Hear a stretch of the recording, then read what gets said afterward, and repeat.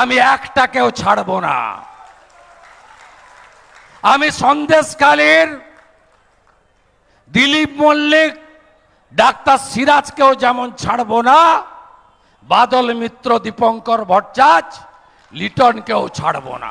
2024-এর লোকসভা ভোটের আগে শুভেন্দু অধিকারী বাদুড়িয়ার সভা থেকে পুরসভার দুর্নীতির যে কঙ্কালসার চেহারাটা তুলে ধরেছিলেন, 2026-এ দাঁড়িয়ে যেন অক্ষরে অক্ষরে তাই ভুলে গেল।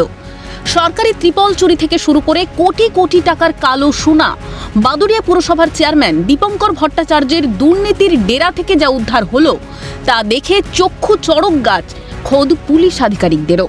সোমবার রাতে যখন পুলিশ দীপঙ্কর ভট্টাচার্যকে জালে তোলে, তখন প্রাথমিক তল্লাশিতে মিলেছিল 80 লক্ষ টাকা এবং স্তূপীকৃত সরকারি নথি।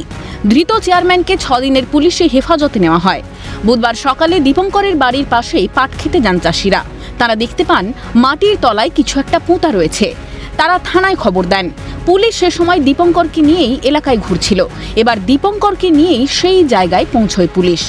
মাটি খুঁড়ে বের করা হয় একাধিক বস্তা, সুটকেস এবং সেগুলি টাকা ভর্তি। এদিন পুলিশ ও প্রত্যক্ষদর্শীদের উপস্থিতিতে যখন মাটি খোঁড়া শুরু হয়, কেউ ভাবতেও পারেননি কি অপেক্ষা করছে সেখানে। মাটি সরিয়ে একে একে বের করে আনা হয় 4টি বিশালাকার ট্রলি ব্যাগ, যেগুলি ছিল নগদ টাকা এবং সোনাদানা ভর্তি। একটি বড় বস্তা যেখানে ঠাসা ছিল 500 টাকার নোটের বান্ডিল।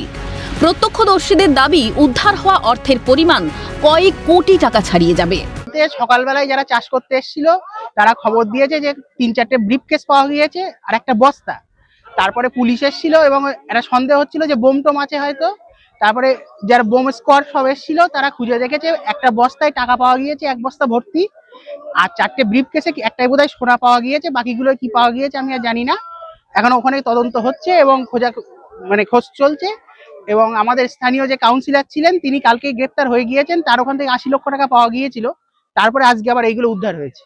কার মানে সরকারি টাকা, সরকারের কাজের জন্য এসেছিল, সেই সব টাকা আত্মসাৎ করেছে।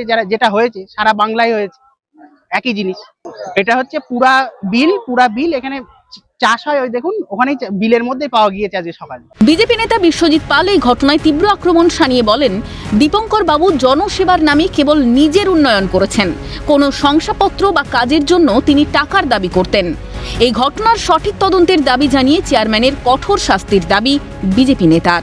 দেখেন, টানা রোদ্দুরে মাঠের মধ্যে তো দেখাই যাচ্ছে যে আমাদের বাদুড়িয়ার বাসীর কত উন্নয়ন করেছে এখানকার চেয়ারম্যান সাহেব। তিনি এই মাঠের মধ্যে তার উপার্জন, মানে মানুষের, গরিব মানুষের টাকা লুট করে, মানুষের টেরপোল, টাকা, সোনা, মানে সবকিছু লুট করেছে। লুট করে তিনি এখন বাঁচানোর জন্য মাঠের মাঝখানে গর্ত খুঁড়ে তার মধ্যে তার ওই জমানো সঞ্চয়। এরা তো উন্নয়ন বলতে কোনো কিছু, সাধারণ মানুষ যদি একটা বিল বা কোনো কিছু, কোনো কাজ নিয়ে যেত, চেয়ারম্যান আগে দরকার ছিল পয়সাটা হলো চেয়ারম্যানের মেন উদ্দেশ্য ছিল। সে সাধারণ মানুষ যদি কোনো উপকার, আজ পর্যন্ত কেউ উপকার পায়নি। যদি ঘরের জন্য কেউ বিল ছাপিয়ে যেত, একটা আমার জনসংখ্যা শোনা যেত 5,000, 10,000, তাকে 15,000, 20,000 ঘর দেওয়ার নাম করে অনেকে টাকা নিয়েছে।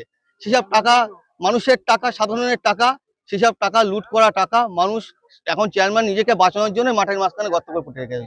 যে টাকা আছে, সোনা আছে, টলি ভর্তি সোনা, টলি ভর্তি টাকা। এখনো পর্যন্ত উদ্ধার করা গেছে? আপনি তো স্পট থেকে ঘুরে এলেন। মোটামুটি দেখলাম যে আপাতত যে 5টা ব্যাগ মতো উদ্ধার হয়েছে। আমরা চাই সঠিক তদন্ত হোক এবং এই চেয়ারম্যানের বিরুদ্ধে সঠিক তদন্ত হোক এবং শাস্তি, কঠোরতম শাস্তি হোক। রাজ্য জুড়ে পুরসভাগুলির দুর্নীতির একের পর এক খবর যখন সামনে আসছে, তখন বাদুড়িয়ার এই গুপ্তধন উদ্ধার সাধারণ মানুষের মনে একটি প্রশ্ন ঘুরপাক খাচ্ছে, আরও কতগুলো এমন গুপ্তধন বাংলার আনাচে কানাচে লুকিয়ে রয়েছে। রাজনীতির রং যাই হোক, দিনের শেষে প্রতারিত হয়েছেন সেই সাধারণ মানুষগুলোই। এখন দেখার তদন্তের জাল আর কতটা গভীরে পৌঁছয়। এই টাকার খনি কি কেবল একজন চেয়ারম্যানেরই, নাকি এর ভাগ পৌঁছে যেত আরও ওপর মহলে? বাদুড়িয়া থেকে শামীম মোল্লার রিপোর্ট, ক্যালকাটা নিউজ।